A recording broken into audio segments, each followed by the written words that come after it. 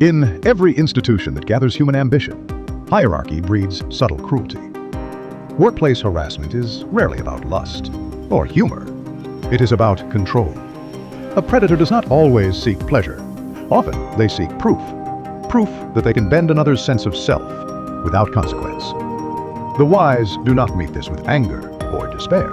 They study it, as one studies an opponent's sword. To navigate harassment is not to moralize it. It is to understand the mechanics of humiliation and to reclaim the upper hand through calculated detachment. Here are the laws of strategic dignity, lessons in turning vulnerability into leverage and silence into a weapon of control. Law 1. Never mistake silence for safety. Power preys on ambiguity. The harasser thrives in fun, in jokes that can be denied, in comments that can be reframed. They assume silence means consent, but the strategist converts silence into surveillance.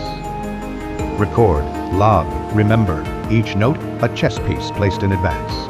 When the time comes to strike, calm precision cuts through their manufactured confusion. You do not explode, you reveal. In the game of power, documentation is domination. Law 2. Define the battlefield or be defined by it. Firmly, most victims fight on the aggressor's terms. Emotional, reactive, defensive. That is the mistake. The wise reframe the arena, shift from emotional combat to structural combat. Know the policies, the laws, the reporting lines. Identify who fears exposure and who values order. Then choose your ground. An HR office, an email thread, a meeting where witnesses listen. He who defines the ground defines the narrative. Control the terrain, and even a whisper becomes thunder. Law 3. Master the art of strategic ambiguity. Direct confrontation can be dangerous in a hierarchy. The seasoned strategist uses controlled vagueness to unnerve the aggressor. Do not reveal your plans. Act cordial, even grateful. Let them relax inside their arrogance. A calm demeanor disarms suspicion and draws their true nature out. You are not weak. You are collecting evidence. When they fall, it will seem self-inflicted. The best revenge, Greene wrote, is not anger, but indifference, sharpened into timing. Law 4. Convert weakness into information, controlled. In discomfort, they watch you. If you flinch, they test. If you freeze, they advance.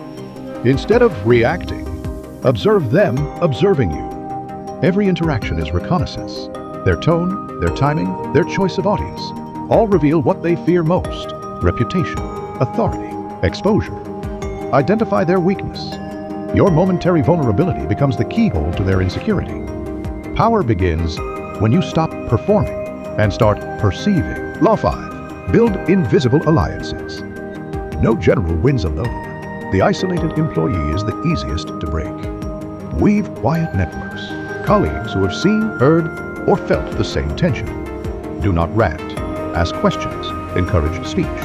Patterns emerge. When the aggressor faces scrutiny, the collective memory becomes an undeniable chorus. This is the network of witnesses. Invisible, silent, united by pattern recognition. And the enemy cannot attack what it cannot see fully. Law 6. Weaponize composure. Steady. Nothing unsettles a manipulator more than serenity. They crave reaction. Outrage confirms their control, but calm mirrors their own smallness back to them. Composure is not passivity.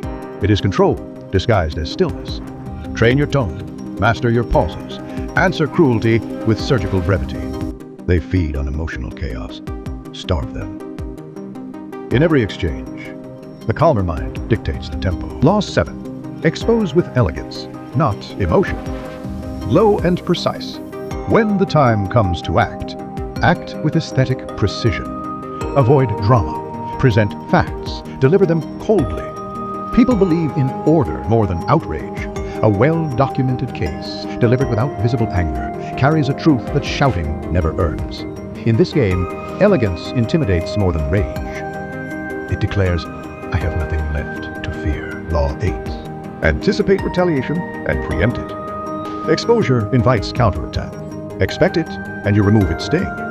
Keep backups, forward summaries, guard performance records. When they strike, respond not with panic, but with proof. Each blow they deliver becomes evidence. Their aggression writes your case. To the prepared mind, chaos is merely opportunity in disguise. Law 9. Withdraw with grace, return with power. When the environment decays beyond repair, retreat strategically. Exit like a strategist, not a victim. Secure references. Preserve your reputation.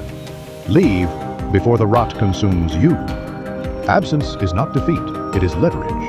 The vacuum you leave behind will echo louder than confrontation. Later, your success will haunt those who mistook your silence for surrender. Law 10. Transmute the experience into authority. Steady, rising slightly. Those who survive humiliation gain rare insight. They have seen power unmasked. Slow, deliberate. Channel that understanding, and you become formidable. Speak not as the wounded, but as the wise. Mentor quietly. Design better systems. Teach boundaries. Once you understand harassment, you understand human nature itself. Turn that knowledge outward, and you stop being a target. You become the strategist who shapes culture. Harassment, like any abuse of power, thrives where emotion clouds perception. To defeat it, you must think as your adversary thinks. Coldly, systemically, without illusion. You are not here to moralize them into goodness. You are here to outmaneuver them into irrelevance. The ultimate victory is not public applause, but psychological sovereignty. The calm knowledge that no one can make you dance to their tune again. Power is neutral. It corrupts the careless and protects the disciplined. To navigate harassment with strategic wisdom is to see the invisible game and play it better.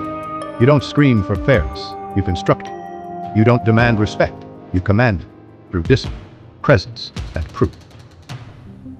Those who master this balance, empathy without exposure, composure without compliance, become unreadable, untouchable, unshaken. That is not evasion. That is evolution. And that is the highest law of strategic dignity.